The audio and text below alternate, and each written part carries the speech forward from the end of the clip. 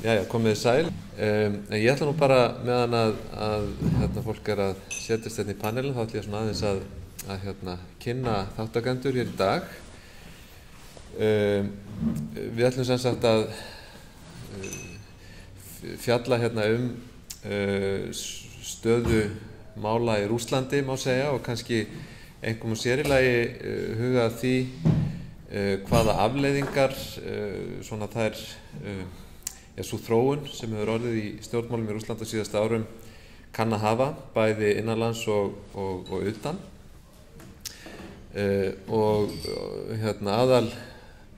Aðal fyrirlesari hjá okkur í dag Sergei Medvedev sem kemur frá Moskvu. Hann prófessor við skóla sem alltaf erfitt að þýða nafn skólans á rússnesku. Hann heitir eiginlega æðri skóli hagvísinda sem hljómar mjög hátíðlega, en má segja að sé einn af svona þekktari og betri háskólum Moskvu og mjög framalega, myndi ég segja, á sviði hagfræði, stjórnmálafræði og slíkra greina. Sergei líka virkur í fjölmiðlum í Rússlandi. Hann með vikulegan sjónvarpsþátt á sjónvarpsstöð sem heitir Dost og þar vikulega með viðtalsþætti og hefur verið svona ómyrkur í máli stjórnmálaástandið og stjórnvöld og sem sagt bæði í fjölmiðlum og samfélagsmiðlum. Þannig hann ætlar að fjalla svona almennt ástandið. Ég ætla sjálfur að tala stuttlega fjölmiðla og leggja aðeins út af því hvað maður getur sagt fjölmiðla umfjöllun í Rússlandi. Síðan talar Maximilian Conrad sem ætlar að horfa á Rússland aldrei svona frá sjónarmiði Evrópu og Evrópusambandsins. En til að byrja með ætla ég að gefa Rósu Magnúsdóttur orðið. Rósa lektor við háskólan í Árósum í Danmörku og kennir þar rússnesk fræði, maður ekki orða svo, Rússlandsfræði.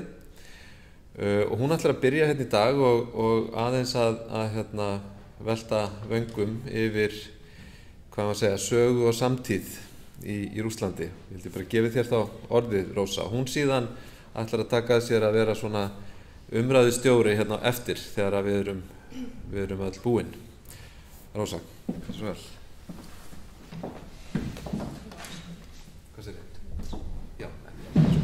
Já, ég ætti kannski að segja strax þó að kynningin hafi verið hjá mér á íslensku, þá ætlum við núna að skipta yfir í ensku og allir fyrirlestrarnir verða á því tungumáli. Takk, Jón. Thank you very much, Jón, both for the invitation and for the introduction. Yeah, my name is Rósa Magnúsdóttir and I'm associate professor in Russian studies at Aarhus University, but I'm an historian by training. And I'm finishing a book, for example, entitled Enemy Number 1, Soviet Ideology and the United States of America, and that's focused on the post-war period. But Jón asked me, like he said, to maybe talk a little bit about the relationship between history and the contemporary in Russia. And I just sort of thought briefly about what to talk to you about. And I decided he also told me just to talk for a couple of minutes, so I'm not going to take a lot of your time. But I teach very regularly a course on Soviet history, which still attracts quite a large body of students.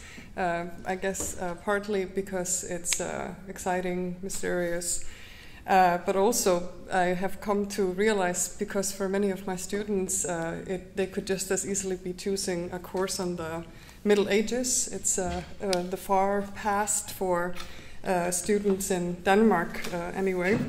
But when we've covered the Soviet period, I take a full lesson to talk to them about sort of what Soviet nostalgia means in contemporary Russia, and pose the question, why is there nostalgia for Soviet times in contemporary Russia? And my students are quite clever. They usually come up with a bunch of answers, and the first one is and the most obvious perhaps for somebody like me who's interested in the Cold War, is the loss of the superpower status. I mean, Soviet people were proud to be a part of a superpower that was feared and respected on the global arena. And related to that, of course, is the loss of empire, which is strongly related to recent developments in Russia and ambitions to expand the Russian empire once again. And because the students have been focused on history, we find the roots of the nostalgia for Soviet times in the late Brezhnev period.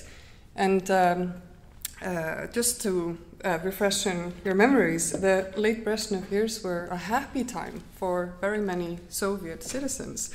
There was no terror in Soviet society at the time, and people thrived on the communal spirit. There was friendliness, the collective was really everywhere, and a lot of people continue to contradict that with the loneliness that they feel in contemporary Russian society.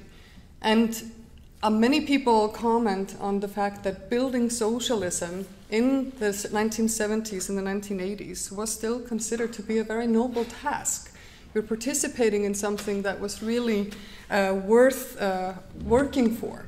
And you were proud to be doing that for this great power, building socialism. And, you know, many people claim that they cared less about having freedom like it was understood in the West than being a part of this noble task. And there was, of course, a very strong social welfare system. There was cradle-to-grave social security, people were guaranteed a job, medical care, education, and access to pension. However miserable it was still there. So for people growing up in the Brezhnev era, which Gorbachev gave the label stagnation, the period of stagnation, or zastoi in Russian, this period indicated stability for a lot of Soviet citizens. And I'm not going to really go over the developments. You know what happens. We have the Gorbachev revolution, and we have the chaotic period of the 1990s. And what follows is really a strong search for a new national idea. And this loss of Soviet identity created this type of nostalgia that we're talking about. And for me, one of the most interesting things is some people focus a lot on this loss of ideology. Like I talked about this noble task that people, felt that they were being a part of, and now there's somehow no sort of belief system, if we want to identify ideology as such. And I was reading just a couple of weeks ago in Masha Gessen's new book, The Man Without a Face, The Unlikely Rise of Vladimir Putin, and she recounts Boris Berezovsky's analysis of Russian politics from 2011, and he claimed the Russian regime has no ideology, no party, and no politics. It is nothing but the power of a single man. And to me, that's sort of the whole mission and what links Putin's sort of reclaiming parts of the Soviet past is precisely this loss of ideology. And we can maybe today talk a little bit about, in what terms we now have Putinism as a comparable ideology to some of the isms we had during Soviet times. But we are definitely looking at a society where elections are really just public occasions to remind Russians that Putin's popularity has been the regime's ultimate source of legitimacy, and to demonstrate the type of national unity that Putin has created out of this chaotic post-Soviet period. So those are sort of my reflections based on the courses that I teach and sort of the links from the late Soviet period to the contemporary Putin era. So I hope today, I'm looking forward to the actual papers, but I hope that we can also talk a little bit about the role ideology or the loss of ideology plays in contemporary Russia. So, thank you.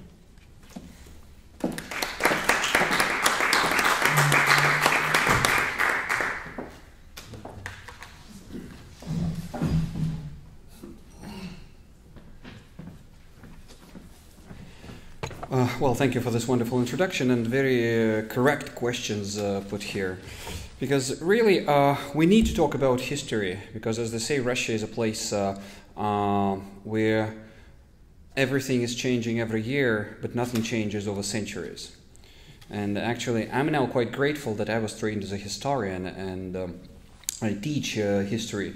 And really, for me, the past 3 years, indeed the past decade, 15 years, has been a fascinating time to see the perennial models of Russian history resurfacing, re-emerging.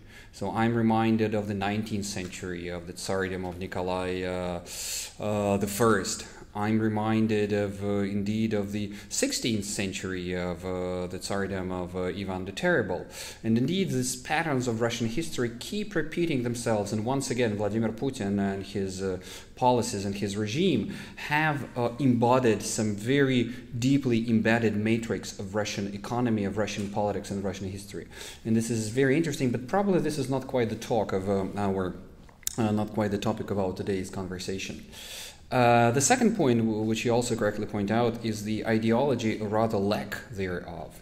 Indeed, what's happening in today's Russia is, as its origin, it has a big ideological gap that has occurred following the demise of the Soviet Union.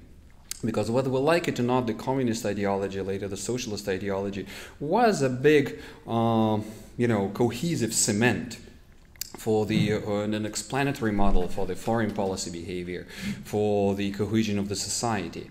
And with the demise of the Soviet project and the ensuing sort of West-oriented, market-oriented turmoil, of course there was no ideology apart from the immediate, robber baron capitalism, the immediate theft, the immediate gain. Indeed, it's not an ideology, it's rather behaviorism, it's a set of sporadic reactions. And indeed, this kind of behaviorism has triumphed in Russian politics as well. It is now utterly unideological, unpolitical, unstrategic. If you look like at Russia and China these days, it's a stark contrast of strategic planning and the total lack of planning.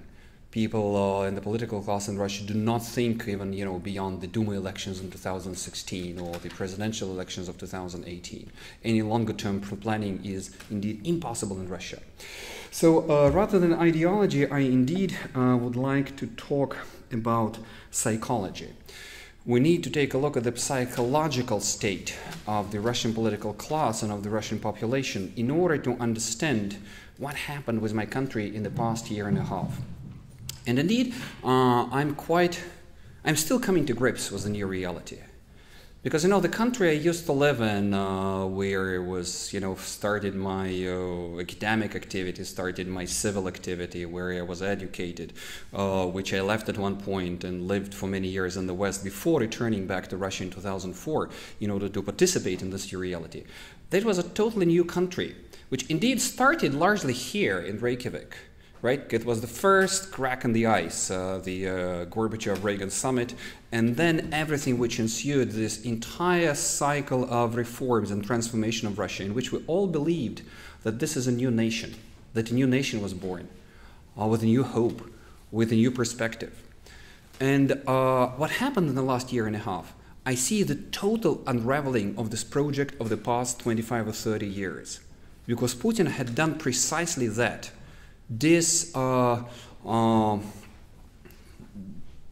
Disengaging Russia from the outside world, putting Russia in a state of isolation and confrontation with the world, bringing us from the world of future into the world of the past, in which only the contents of our mind, of our debates is, the victory over fascist Germany 70 years ago, or the Russian imperial grandeur. So indeed, I see everything which was, done by Dayton, by Glasnost, by Perestroika, by the market reforms, by the 1980s, by the 1990s, even by Putin himself in the early 2000s. We see this all being leveled out. And the question is how this could have happened.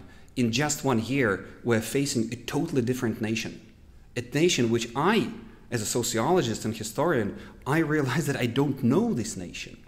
That's totally new population. Well, it's the same old population which was out there, but I have to admit, like so many people, there was a crash of Sovietology when people couldn't have predicted the collapse of the Soviet Union in 1991.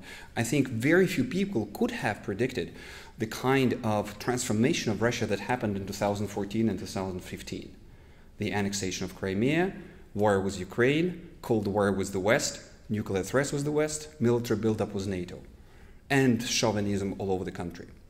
Now, in trying, since, I'm just not an observer, but pretend to be an academic, I try to see the explanations of this, and I find a lot of this in psychology, in political psychology. If anyone's interested, I can, give you the link. I published an article in Russian in Отечественные записки, last issue of 2014, but it's also a shorter version I can send upon request. This report I translated into English. It's called Russian Ressentiment. So I think that for me, a big explanatory model is the Nietzschean notion of ressentiment.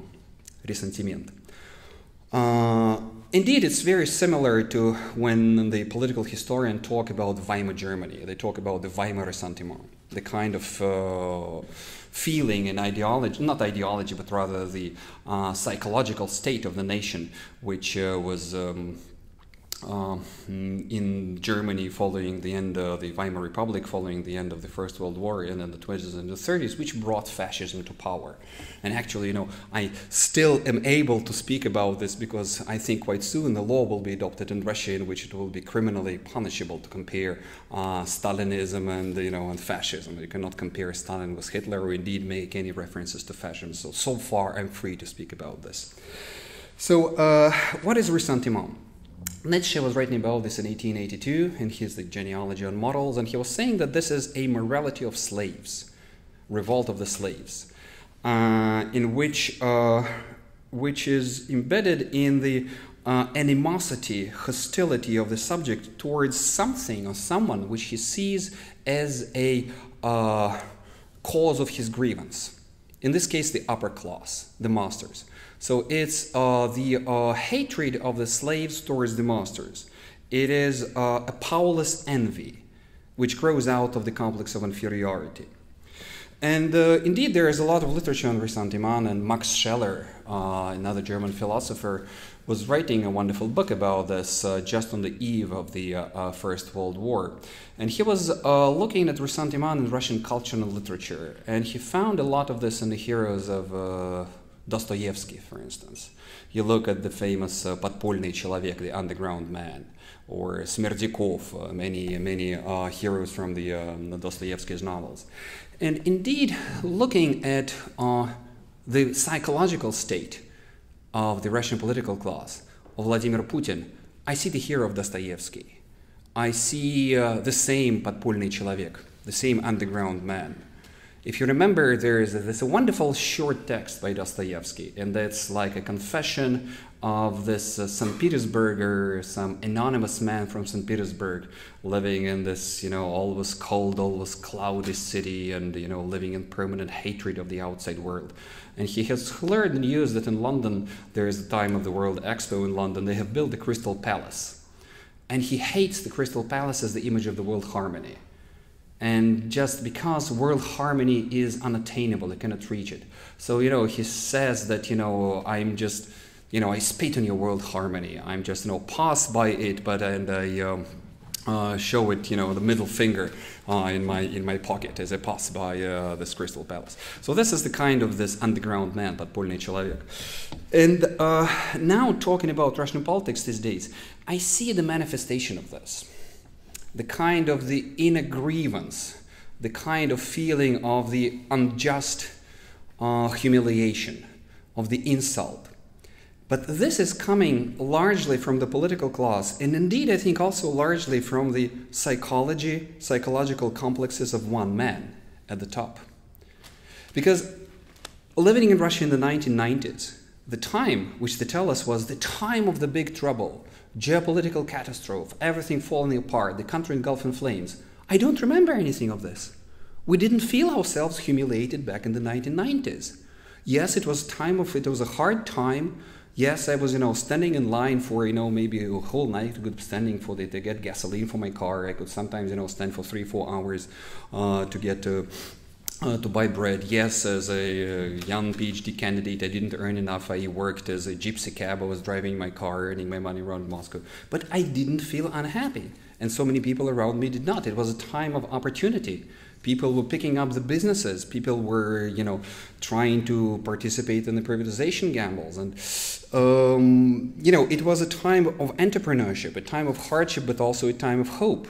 I remember the unprecedented freedom of the press, of the TV, the political activity, the thriving civil society.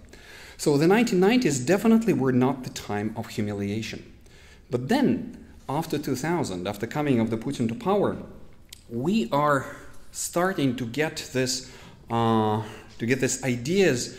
I would say that there were 3 theories which the propaganda has taught us for the past 15 years. Theory of defeat and humiliation, theory of isolation, and the conspiracy theory. So that's what they have been telling us for the past 15 years.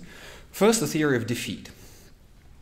They're telling us that Russia had lost in the Cold War, that we had lost the territory, that NATO had expanded, that Russia wasn't listening to Kosovo, especially the Kosovo episode was taken as a key turning point in the mind of the Russian elite, and that Russia was sidelined in the world affairs. Interestingly enough, it is pronounced by the same very people, by the same very elite, the likes of, Sergei Karaganov, Vitaly Tretyakov, whatever, who have profited greatly in this, who have been, part and parcel of this whole gamble of the 1990s, who were the ultra-liberals, who were traveling to the West, speaking openly in the West and participating in this all, Russian West Dayton things. Now, as the political currents have changed, they are speaking about the great feeling of loss and humiliation that was out there.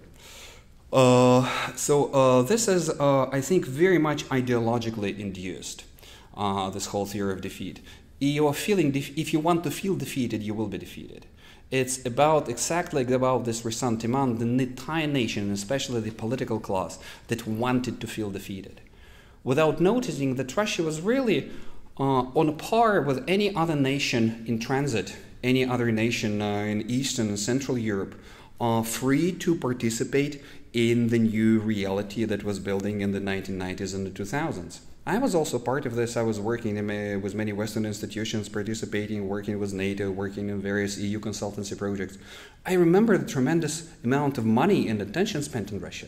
Russia always was accorded a special status in the conversations, in partnerships.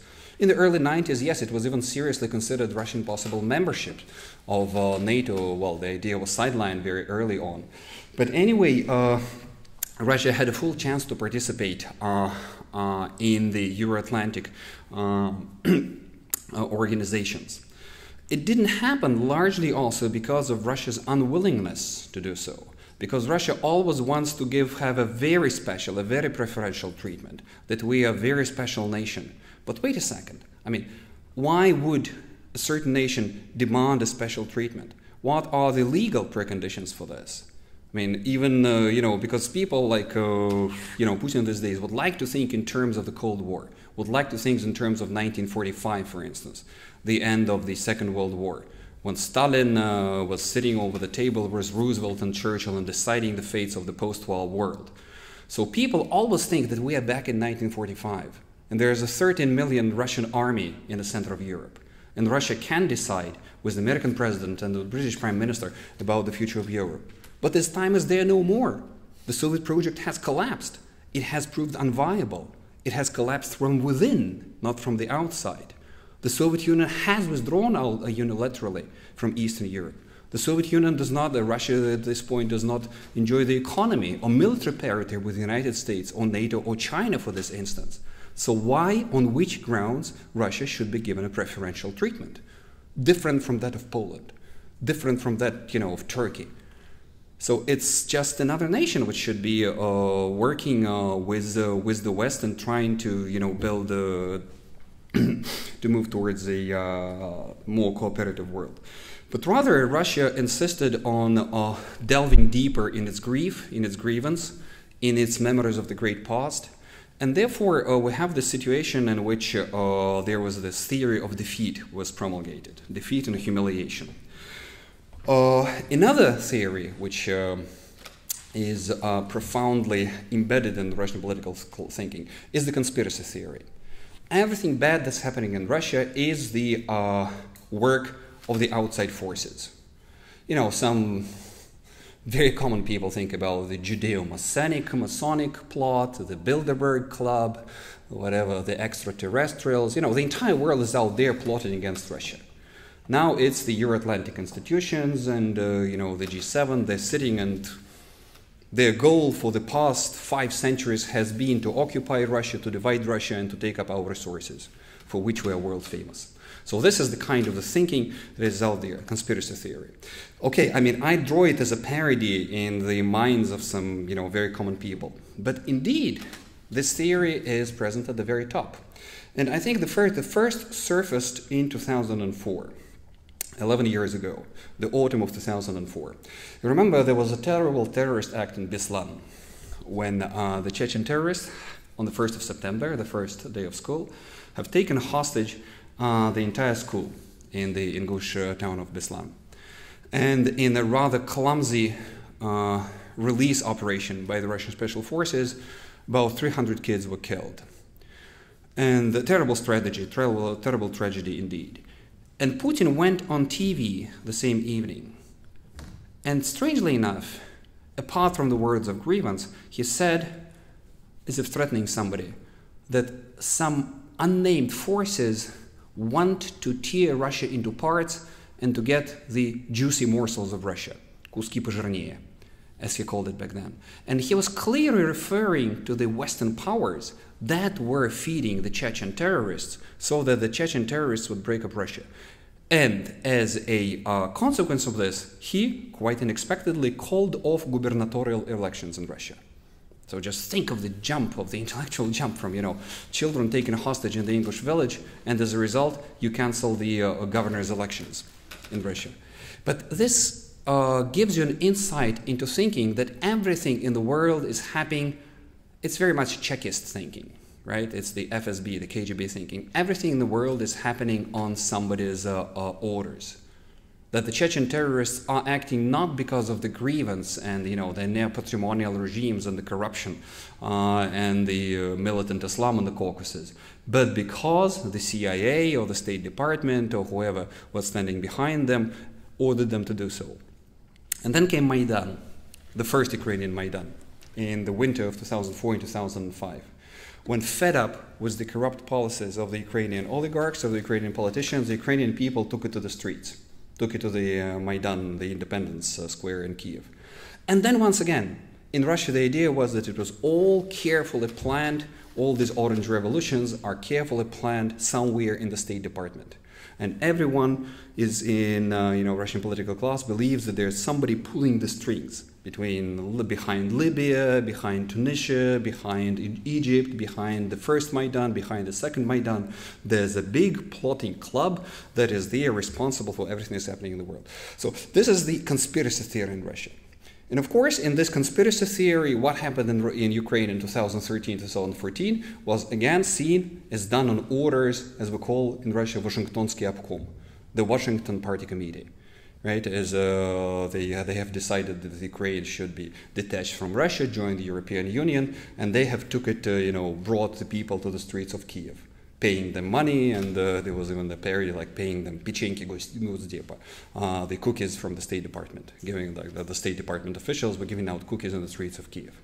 So this is another part of this, ressentiment, the conspiracy theory. So a theory of defeat, a theory of humiliation, a theory of isolation of Russia, and a theory of conspiracy. And ending this whole thing, what really happens, the parody the tragedy of today's world, is that all these theories have reified. They have translated into reality. Putin and the Russian political class were talking about isolation, and we got isolation. He got isolated in Brisbane. There's no longer the G8.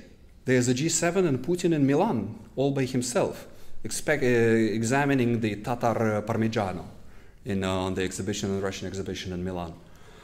They were talking about the expansion of NATO, which was nowhere in the cards in 2013, in 2012. Now, due to Russian policy in Ukraine, we now have the actual expansion of NATO. NATO is bringing now permanent stationing of troops in the Baltic states. Finland is thinking about joining NATO. There is more NATO equipment. There is no more military exercises on the borders with Russia. So precisely because, not because NATO had this in the plans, but because Putin, by his policy, has invited this. They were fearing, like there was a paranoia of losing Ukraine, the paranoia of preserving the post-Soviet integration. Because Putin's life project, indeed, he sees himself as a collector, as a new collector of Russian lands.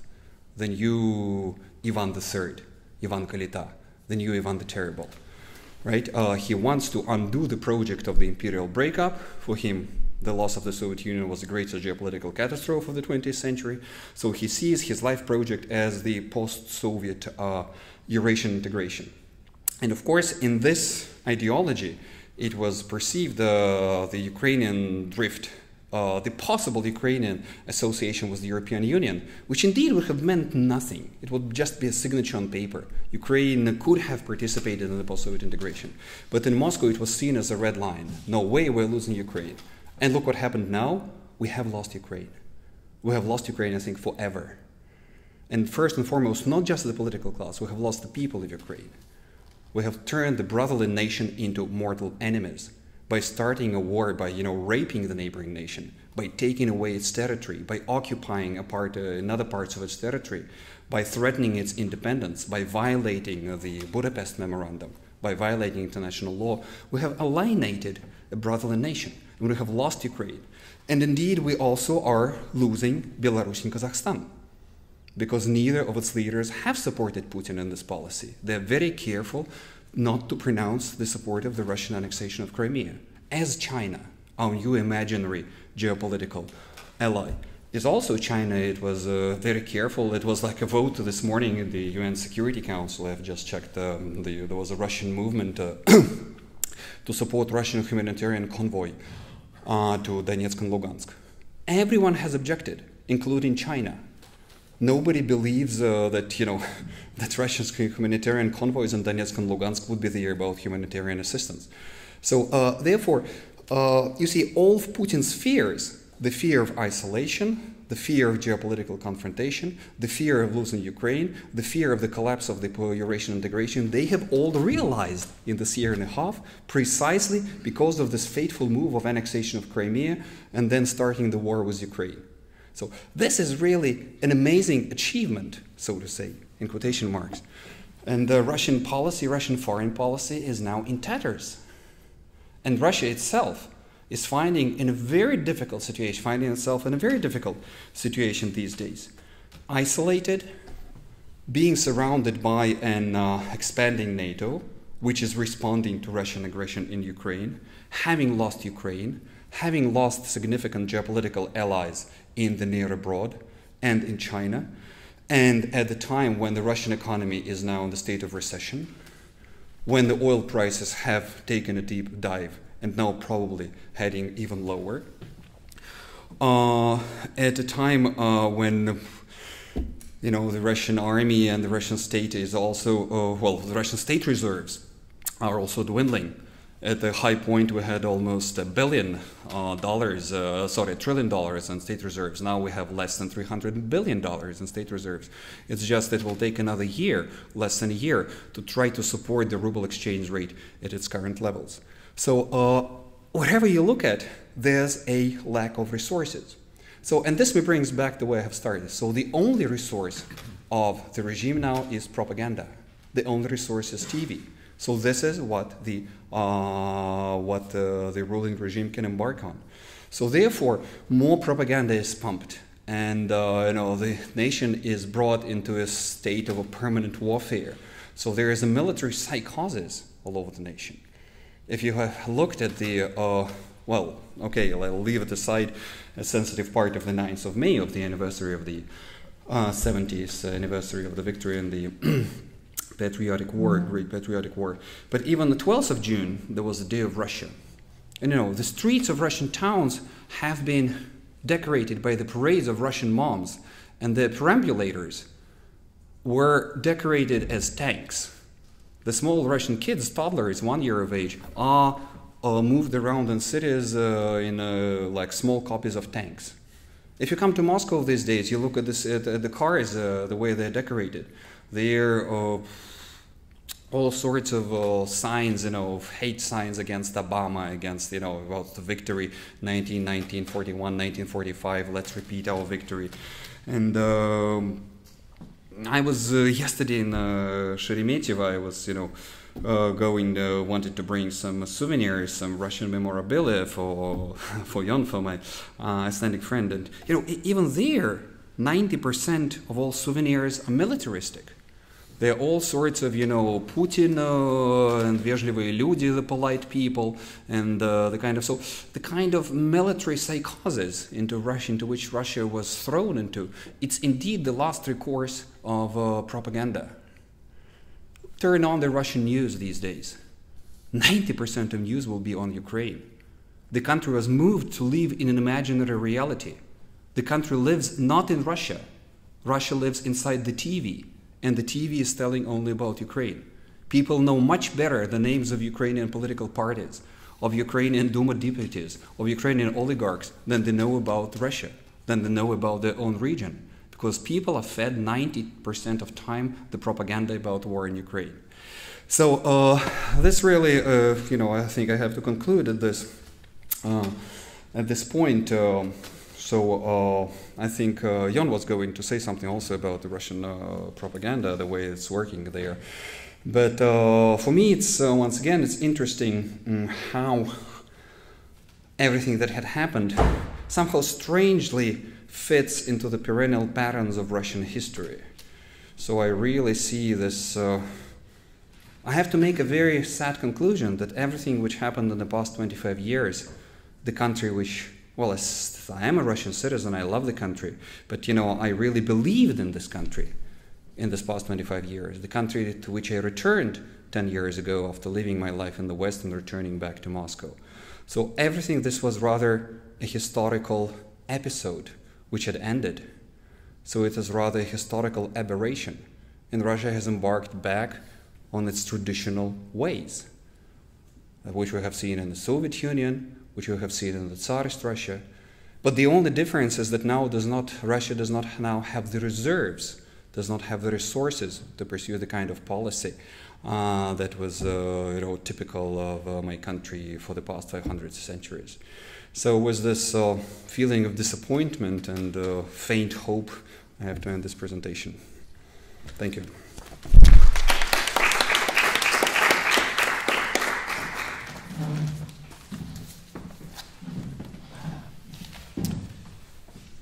So, yeah, I'm going to go a little bit in a different direction, but not totally from what Sergei has been talking about. In this paper, I will discuss some observations about the state of the media in Russia today, especially the many paradoxes that illiberal democracy, so-called, seems to imply. My observations will be concerned primarily with the question to what extent the public sphere, so to say, in Russia functions, whether it functions in any way similar to what is the case in Western liberal democracies. I should say at the outset that I am at this point offering reflections on observations, not trying to make a deeper analysis or conclusions about Russia's confused political reality.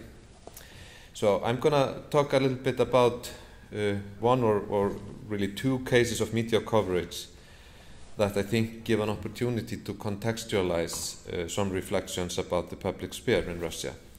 So First, let's think about the following case. A mainstream television station with a news profile occasionally shows critical programs where bad practices, corruption, or other critical issues are exposed.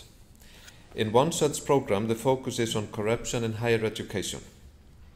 One particular institution is thoroughly examined in the program by recruiting people to go through an application process, doing interviews and having conversations using hidden cameras. The institution is shown to basically sell degrees to students. All applications are accepted, all students pass any exams, whatever they say or write in the exam and so on. At the end of the program, some of the institution's leaders are confronted with various kinds of materials which show their fraud. They lamely try to find explanations or excuses, but unsuccessfully. At the end of the program, the correspondent looks sharp and responsible in comparison to a demoralized dean and rector of the guilty university or university level institution. The television station promises to keep critically exploring important issues and exposing wrongdoing of any sort. And this is actually a real program that I'm talking about, that I watched myself. But I'm not talking about that program, I'm sort of trying to use it as an example.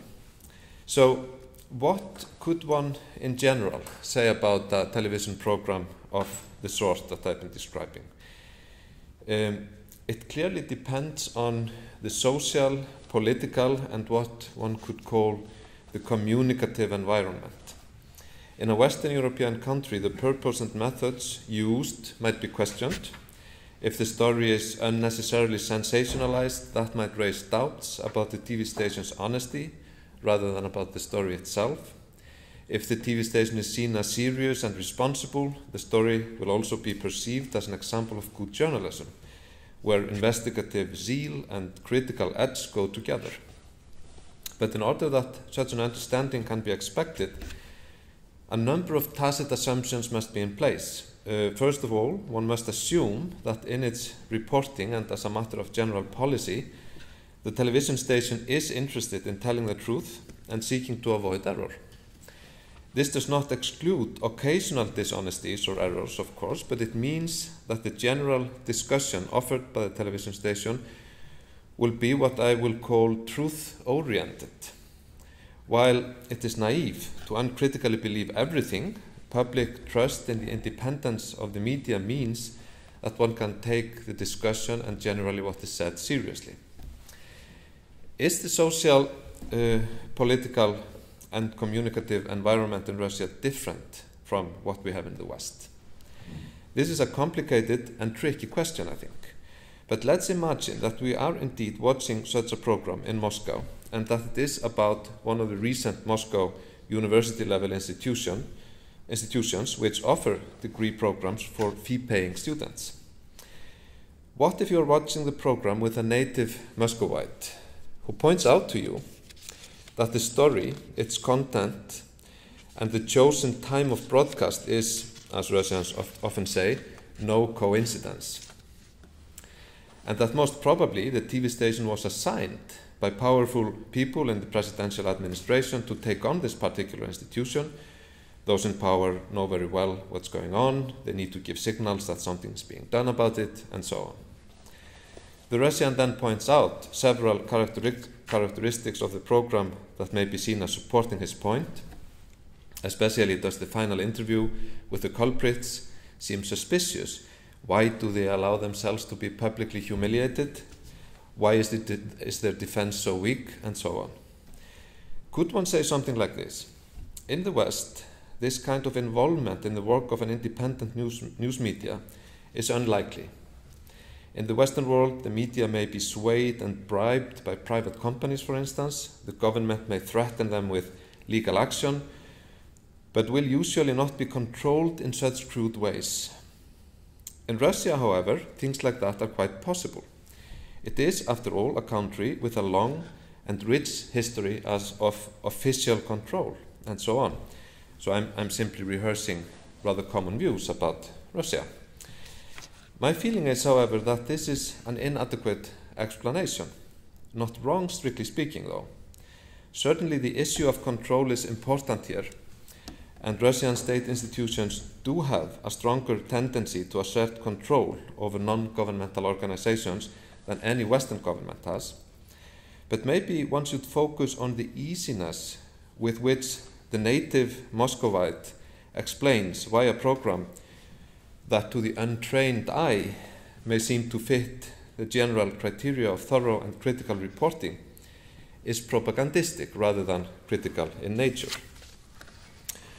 To read media coverage as a way to deliver a message from the government is characteristic of a Soviet way to read the media, and in some respects, at least, it may still characterize Russian understanding of journalism. Thus, Russian media offers a complicated picture of public-government relations rather than objective or independent descriptions or assessment of reality, social or political, or attempts in that direction. It is here that the notion of truth-orientedness becomes important. If reporting, coverage, or official discussion is part of an official agenda, its purpose is to mediate between people and power in the sense of giving reasons for understanding governmental motivation and intention in certain ways, understanding it in certain ways. The question of whether statements or reports are true is not really the main issue at all. There is a well-known anecdote about burials of high officials by the Kremlin wall, which gives some hint at this kind of understanding. It goes like this. In the 1960s, the custom of burying dignitaries by the Kremlin wall was discontinued because there was simply not enough space there anymore. Instead, those whose position dictated that they should be buried there were cremated and the urns with their ashes placed inside the wall. Still, in news announcements, the same wording would still continue to be used. So the news announcement would say, this or that person was buried on the Red Square by the Kremlin wall, even though it did not correspond to reality anymore. Then a group of scholars from the Russian Academy of Sciences wrote to the Central Committee of the Communist Party, requesting that the wording be changed to reflect different burial customs, suggesting something like the urn with the ashes of so-and-so was placed in the Kremlin wall. The Central Committee, so the story says, rejected the proposal. Although no reason was given, it's easy to say what made this change complicated and a risky business. As Slavoj Žižek puts it in his discussion of official Soviet language, the change, this is Žižek, the change would not have been perceived as simply registering the fact that dignitaries were now cremated and their ashes placed in the wall itself. Any deviation from the standard formula would have been interpreted as a sign, triggering frenzied interpretive activity. In Soviet society, the public was quite adept at interpreting signs from the government, given through the news media or any other outlets that may serve such a purpose. The Soviet Union was, as Žižek puts it, an empire of signs.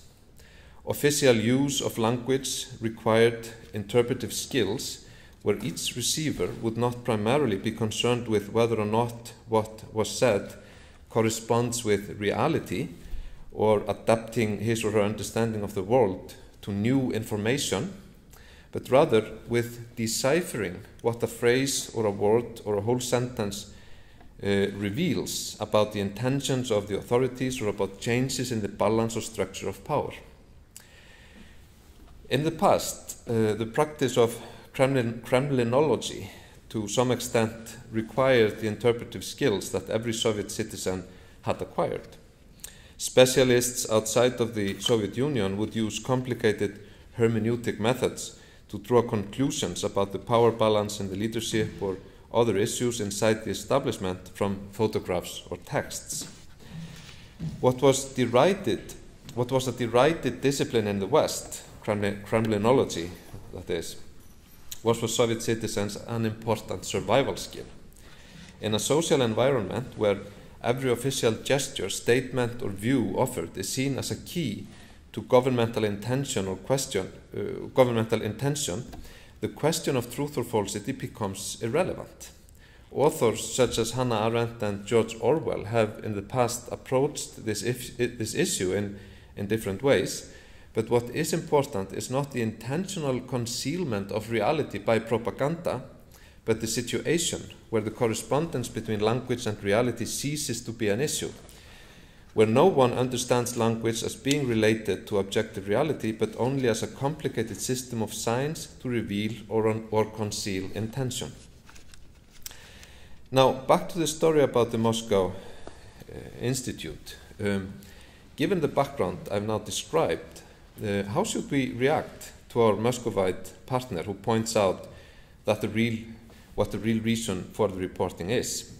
Well, perhaps one might begin by wondering whether, independently of how it happened that this correspondent was assigned to do this particular story, whether we could not simply focus on the question whether or not it gives us the truth about this particular institution.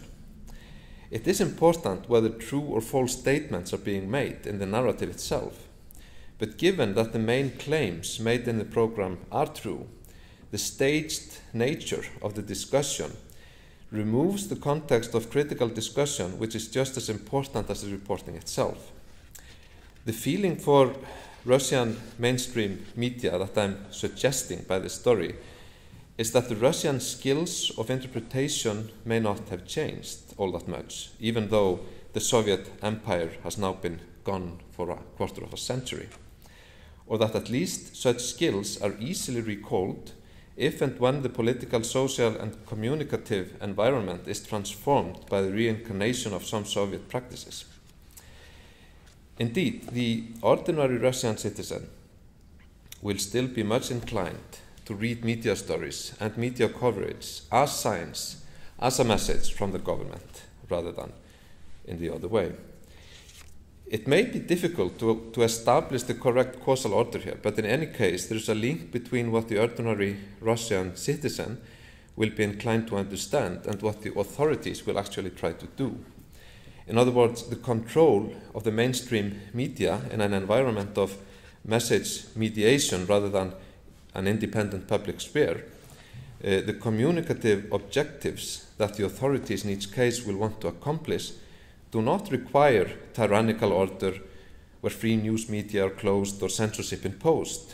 It only means that the government can make sure that the main news media constantly serve to assert its power and make the citizens aware of and familiar with their power. Last year I watched a 2-hour-long program on Russian television which gives rise to similar reflections. It was about the terrible events in Odessa at the beginning of May that year, when dozens of people burned to death, trapped in a building put on fire in central Odessa. The program was a mixture of discussion and a documentary, where a selected group of people watched the documentary with the general audience. The film was shown in parts, where the group selected to be in the studio would discuss each part during intervals. The documentary showed the movement of the pro-Ukrainian crowd in excruciating detail during the unrest in the city on May 2nd, 2014. The filmmakers wanted to show that not only had pro-Russian protesters been harassed and murdered by their opponents, but that the city authorities had been involved in a conspiracy which led to mass killings.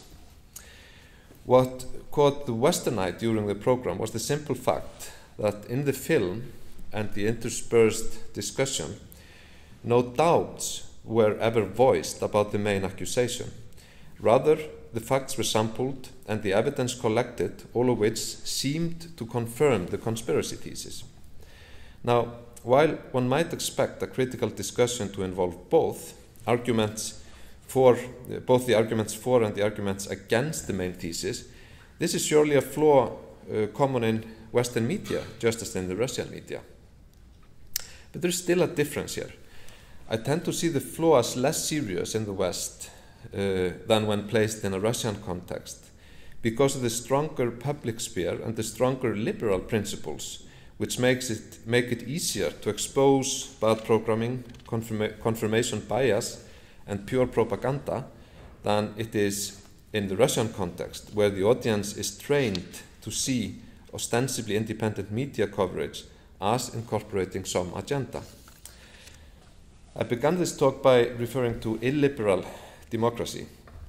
What exactly does that mean? Is Russian democracy illiberal? Some Russian politicians and public figures have talked about it openly in that way. Such an idea fits the general tendency that I've been describing to deny the importance of institutional independence.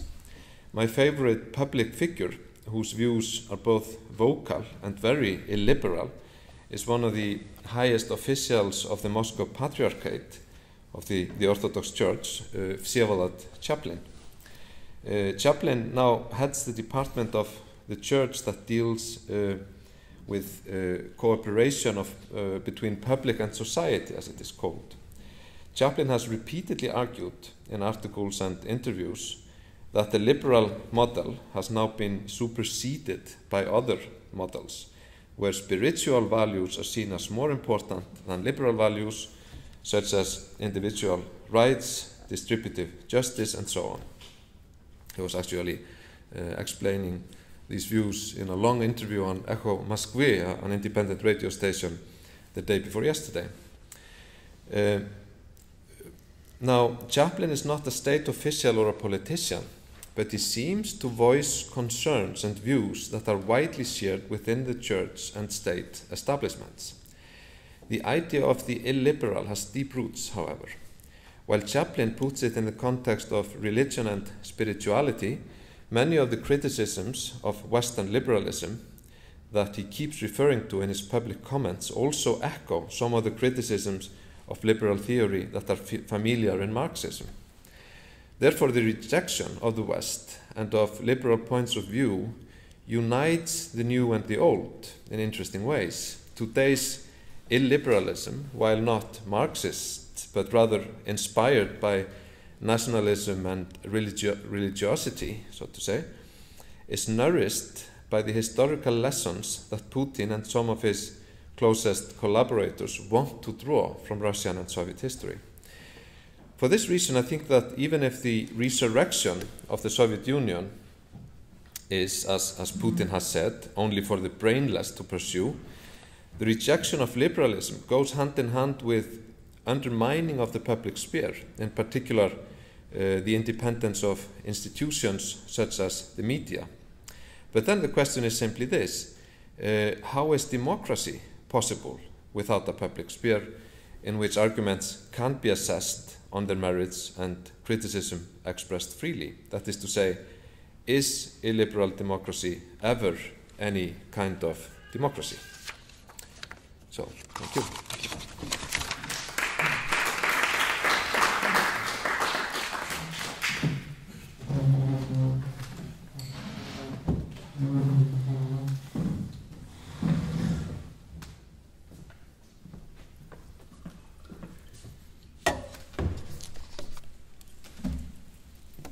So, hello everyone. Thank you first of all for the opportunity to speak here that I was given by Jón Ólafsson. My name is Maximilian Conrad. I am assistant professor of political science, or more precisely of European studies here at the Faculty of Political Science at the University of Iceland.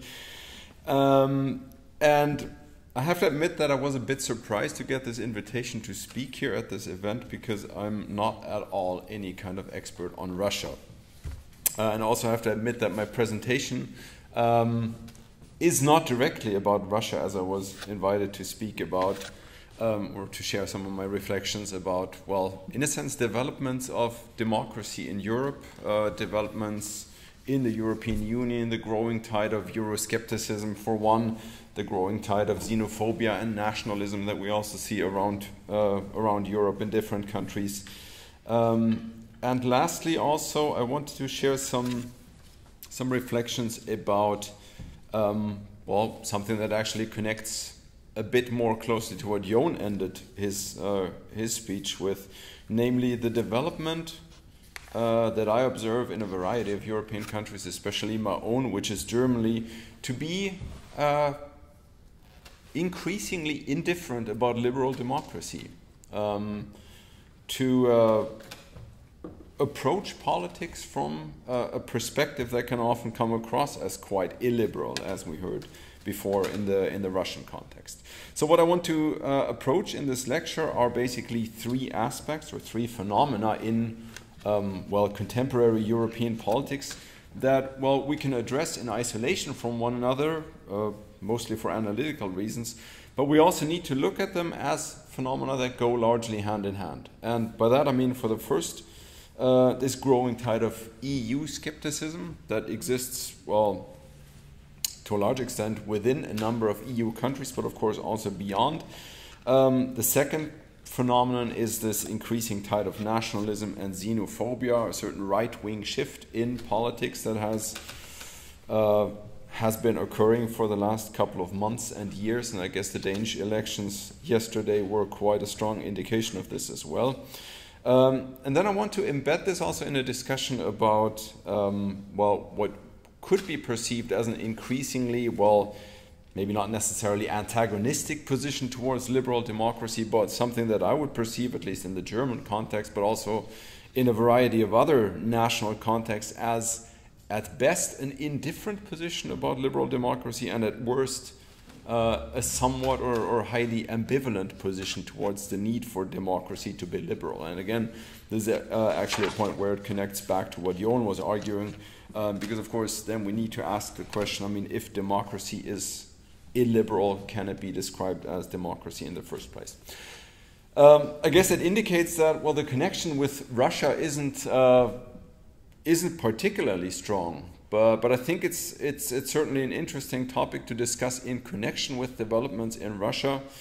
In a sense, basically to point out that, well, this is in a sense all part of a broader process that we can observe.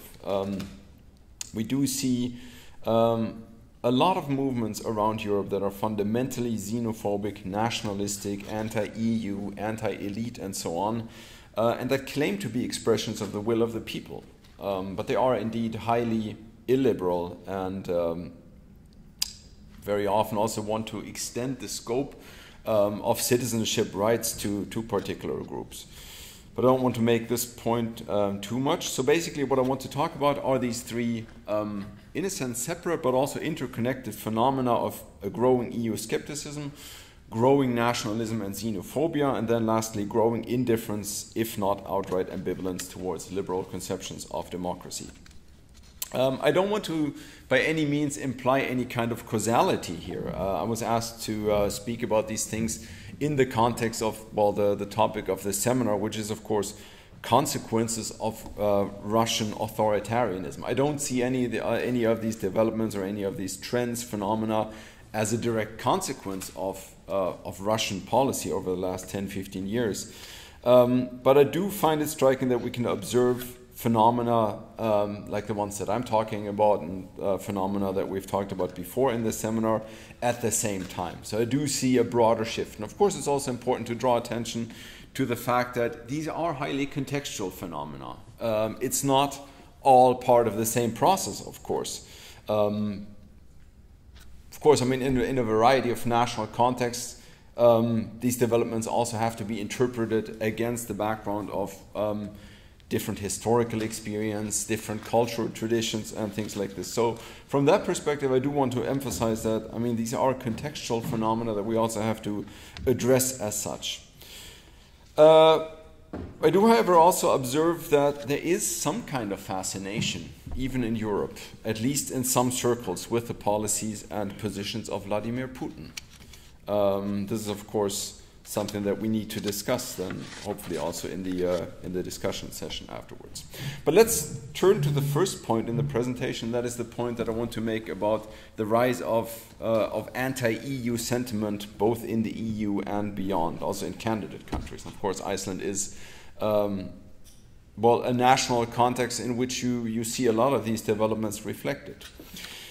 So let's look a little bit at the EU, and to begin with, I did want to observe that the EU as it looks today is a very different place from what it was some 10 to 12 years ago.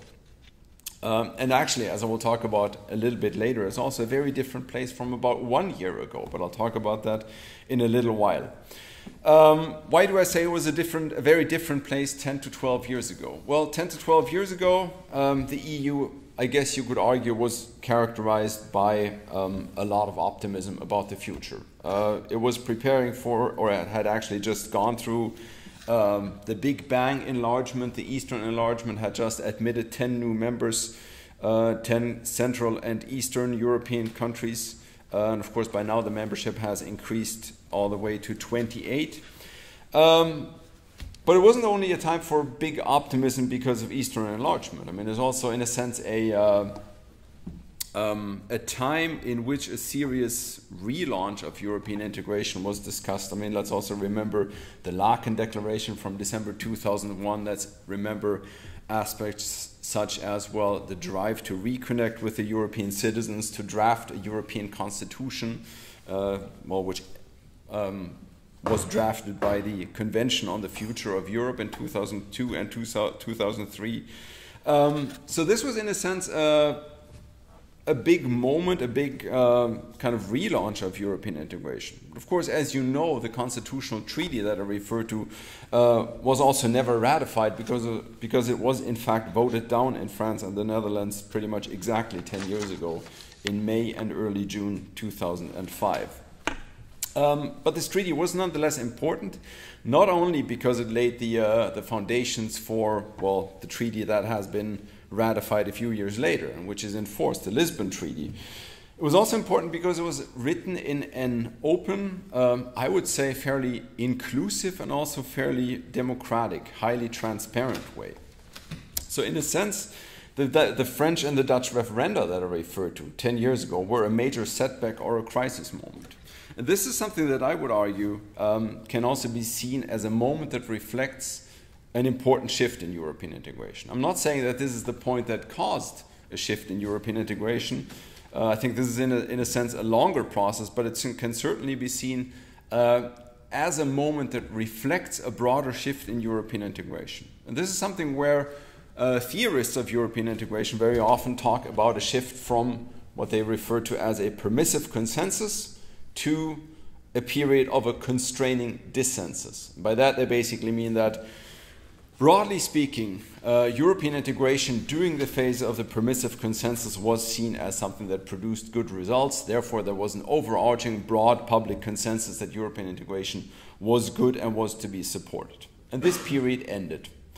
And of course, I mean, you could argue that this primarily positive understanding of European integration had been eroding for a while. This is not a process that started with the referenda in France and the Netherlands. It possibly began with the Maastricht Treaty in 1992 and 1993, possibly even before. But you could certainly say that it finally came crashing down with the Constitutional Treaty, or rather with the referenda on the Constitutional Treaty in France and the Netherlands. So since then, European integration has become increasingly controversial, and I guess that the clearest expression of this is, in a sense, this conventional wisdom that European integration or the European Union is characterized by a democratic deficit, which I actually think is a badly disguised sense of anti-integration sentiment rather than actual concern about democracy, but that's not something that I have time to go into here. Instead, I do want to focus on a number of other points which I find are the most striking consequences of this constraining dissensus in European integration. First of all, there's now a discourse on the EU as a threat to the nation state. And you can guess that, I mean, this already then connects to the second topic that I want to address, namely the point about this rise of nationalism, this right-wing shift, this increasing tendency towards xenophobia and things like this. So there is now a discourse on the EU as a threat to the nation state. So the EU is construed as, well, something that is often referred to as a power-sucking entity that deprives nation states of their sovereignty. And such claims are often voiced in a highly shrill way, usually from actors on the edges of the political spectrum. But even there we can observe an interesting development, because those claims are gradually, and this is also not a process that necessarily started in 2005, but gradually those arguments are gaining traction also within political camps closer to the center of the political spectrum. And this has then, of course, caused significant problems for many of the, well, what's often referred to as the old parties that have traditionally been pro-integration. So in a whole number of countries, this is a phenomenon that can be observed, and this has, of course, then also had an impact on the rise of right-wing populism throughout the EU. Second, and maybe more importantly, there's now also a discourse, well, it's actually almost a little bit more, has also almost become a conventional wisdom, that European integration is an elite project. It's a project that is driven by political and business elites, not a popular project, and consequently it's something that serves primarily, if not exclusively, the interests of political and business elites, and therefore disregards well, the interests of the common people, has very little to offer for the average people, according to the discourse, of course. This last point is actually important, because this is also something that gives rise to this fundamentally populist anti-integration agenda that we have been observing for a number of years. And this is a fundamental problem that the EU has needed to deal with, at least since the French and Dutch referenda.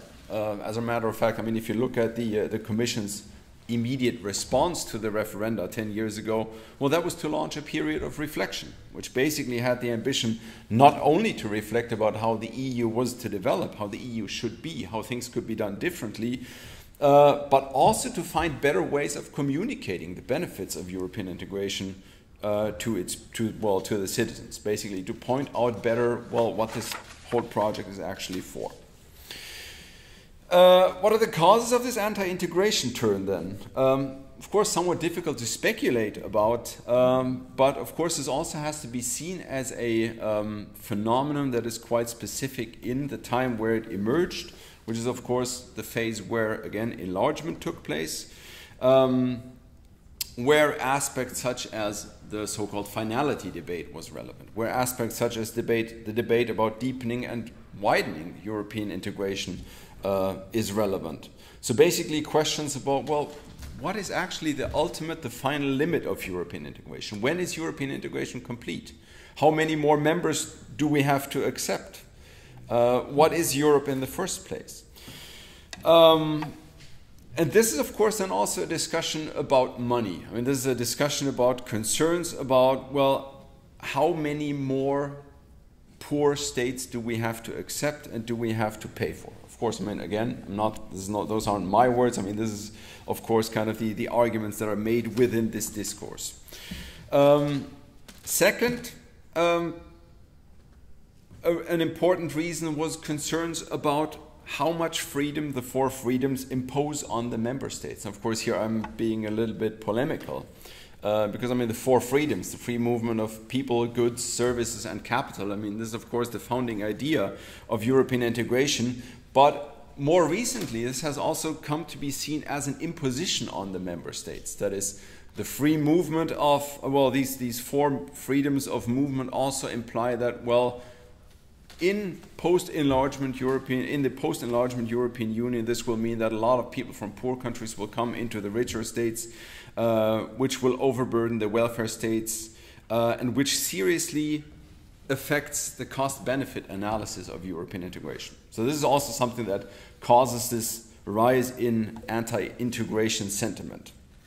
And there I also see a notable shift in my own country, in Germany, where European integration has traditionally been, in a sense, the raison d'etre of the Bonn Republic, at least. And I would say even of the Helmut Kohl years after the turn to the Berlin Republic. So even in the better part of the 1990s. This is something that has changed quite fundamentally. So in Germany, you see a growing tide of Euroscepticism. This is also something that has been going on for the last 10, 15 years, something like this. And what's striking in this context is that we see a fading importance of normative justifications for European integration. For people like Helmut Kohl, but also for people like Konrad Adenauer in the very beginning of the Bonn Republic, European integration was something that Germany had to be committed to as a matter of historic obligation. And that kind of sense of normative justification has faded quite significantly. There's much more instrumental justification, much more cost-benefit calculation, much more about the question of, well, is this actually something that is good for Germany? We have to pay so much for it. What do we get out of it? And this would be an argument that was, in a sense, not particularly popular in the Kohl years because, well, there was this predominance of normative justification. And this is, of course, something that plays out in a highly nasty way in the discourse about the Greek deficit crisis. What to do with Greece in the context of its debt crisis, which is a discussion that is, of course, extremely salient in Germany these days. It also has to do with reunification. Reunification has also had an impact on the way European integration is perceived. And even Angela Merkel has a role to play in this context because, again, she's not the committed European, the kind of bleeding heart European that Helmut Kohl was. Well, actually, Gerhard Schröder wasn't either for that perspective. So we see the emergence of a Eurosceptic party for the first time, which is also a failure of political leadership because it's basically an effect of basically allowing this to happen, which I will talk about in a second when I talk about the right-wing shift that we observe not only in Germany, but of course also in a lot of other places in Europe. So connected to the rise of Euroscepticism around the EU, we also see a profound right-wing shift. Most of all, the rise of far-right and right-wing populist parties.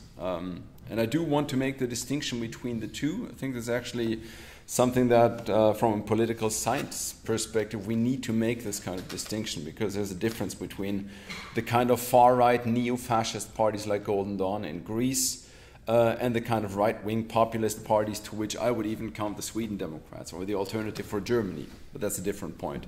It's just kind of my criticism that we're throwing around this label of fascist quite easily these days without actually thinking about what fascism actually means. But anyways, as a consequence of these developments, as a consequence of this right-wing shift in European politics, we also see the adoption of more radical positions by center-right parties that were previously considered quite mainstream. Look, for instance, at the impact that the United Kingdom Independence Party has had on the policy position of the British government, on David Cameron in matters of European integration.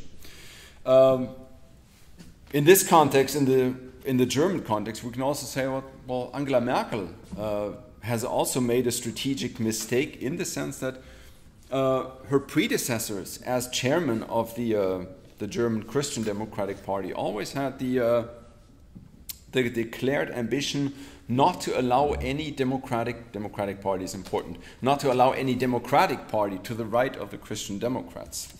And this has had the impact that, since there was no option to vote for any other democratic party on the right side of the political spectrum, it has had the strategic advantage that, well, it's a way of integrating and at the same time silencing right-wing populists.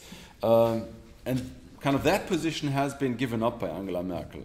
This has alienated, in a sense, right-wing populists from the Christian Democratic Party and thus helped the emergence of a completely new party, the so-called Alternative for Germany.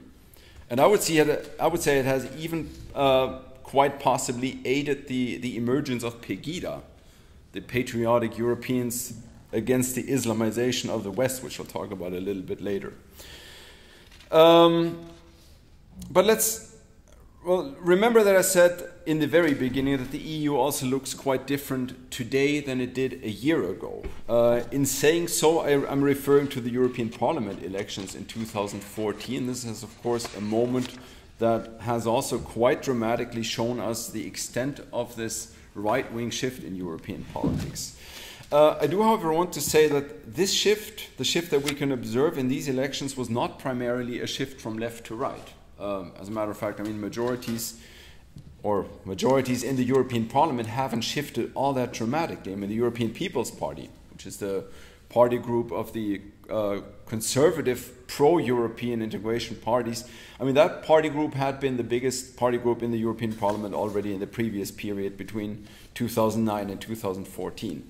However, the fairly dramatic shift has taken place more or less on the right side of the political spectrum. We see a shift from, well, in a sense, the traditional, the mainstream right to the radical right.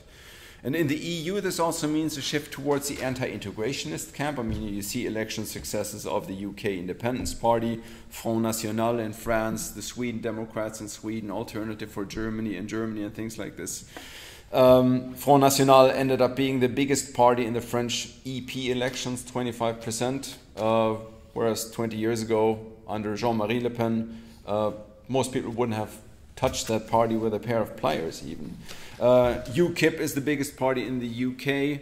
The Golden Dawn, which is an actual neo-fascist party, got almost 10% of the vote in Greece. The True Finns, 13% in Finland. Sweden Democrats, 10%, which is also shocking from the Swedish perspective. So the list is long.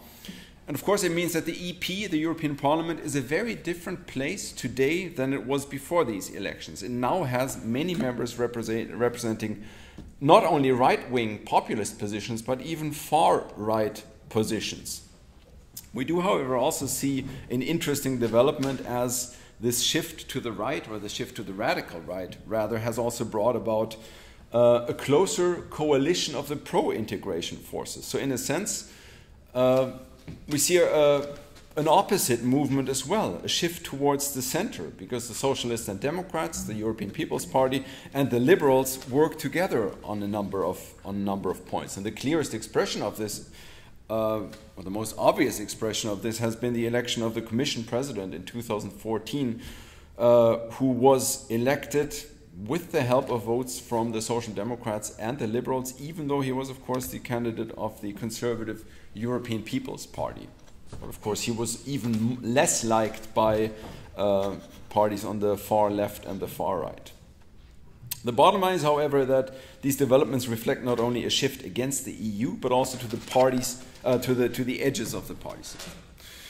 Very shortly, my last point is about this development away from liberal democracy, this increasing and quite concerning, from my perspective at least, concerning indifference about the importance of liberal democracy. So I see in many places in Europe an increasing tendency where people turn their backs on liberal democracy, where they don't find it particularly important that democracy is liberal. This can, in a sense, maybe also be construed as well, the clearest parallel to what Jón was saying before, but also the clearest parallel that we can draw between the situation in the EU, whether at the European or at the member state level, and the Russian context. Again, I mean, the observations that I'm making are strongly connected to one another, and they cannot be seen in isolation from one another. But I do want to look at this element of indifference about liberal democracy in a bit of detail. We see the emergence of radical parties at the national level, at the European level, such as the Golden Dawn in Greece, which I've referred to before, Jobbik in Hungary. Those developments indicate a turn away from liberal democracy. This is actually also something, if we discuss the Hungarian context, then of course we need to discuss to what extent Hungary, from today's perspective, could be considered part of the West that Jón was referring to in the way media function in the West. There's good reason to say that, well, this is actually quite a clear move away from this. But anyways, another good indication of this turn away from liberal democracy that I see is the rise of the Pegida movement in Germany. So I want to spend 1 or 2 minutes on this. If you think about liberal democracy under threat, Germany is probably not exactly the first place that comes to mind, because there's certainly points or places that need to be discussed first. However, it is quite noteworthy, well, in a sense, I guess you could argue this is precisely why this emergence of Pegida is so noteworthy, because in a sense, it seems like it came out of nothing, because you would think of Germany as a consolidated democracy with, firmly, deeply ingrained fundamental democratic values. And of course, if you look at this beyond the surface or kind of underneath the surface, then you will also see that it's actually not something that comes out of nowhere. It is actually a development that has very much to do, is very closely connected to some structural problems in East German civil society. That is actually a problem of a lack of, in a sense, the consolidation of basic democratic values in East Germany.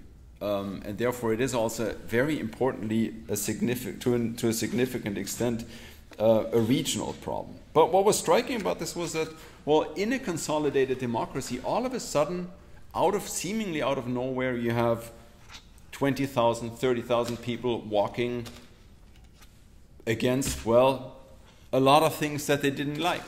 But the basic point that was agreed on was, well, there's this process of Islamization. Actually, most of these protests took place in Saxony, which has a Muslim population of 0.4%.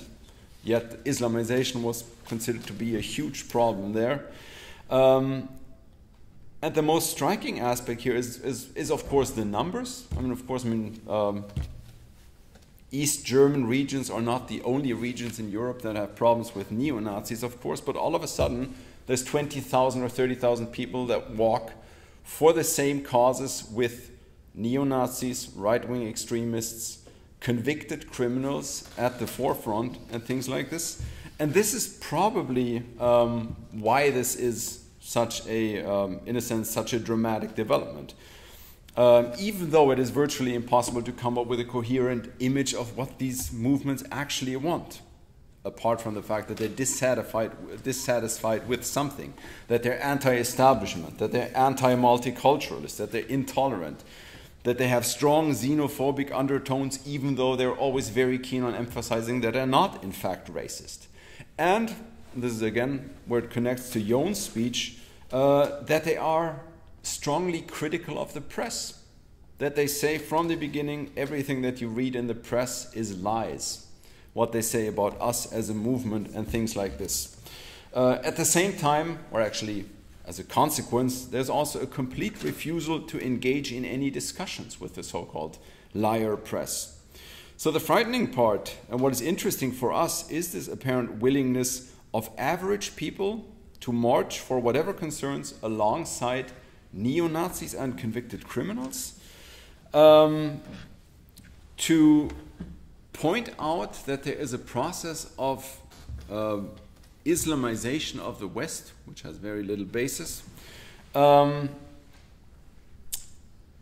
that this, well, I guess the bottom line being that, well, the frightening part is precisely this point, that this is something where average citizens and neo-Nazis rally and gather 20,000 people to march for very diffusely defined purposes. So what we see is a deeply anti-democratic impulse, a failure to acknowledge and respect diversity. It's basically a demonstration of a lack of fundamental democratic values, a failure to want to engage in any kind of debate or dialogue, apart from the fact that this is a movement that brands political elites as liars and so on. So, just to briefly summarize this, because then we also need to have some time for discussion, I do see three phenomena that are closely connected to one another. First of all, this rise of EU skepticism, which to a large extent has to do, of course, with the EU's internal development, with the increasing size of the internal market, but which therefore is also very closely connected to rising xenophobia, rising right-wing extremism. I mean, these are basically, in a sense, two sides of the same coin. But, and this is maybe the most important point, we also see this increasingly ambivalent attitudes, at least in some circles, or actually in many member states, regarding the basics of liberal democracy. And of course, needless to say, again, these are highly complex phenomena, highly contextual. They have different sources, different expressions in different places, and therefore, of course, quite likely also different remedies. But it's, of course, very important to, in a sense, take this transnational perspective to this and then, well, discuss the causes and consequences. So I'll stop there. Thank you very much.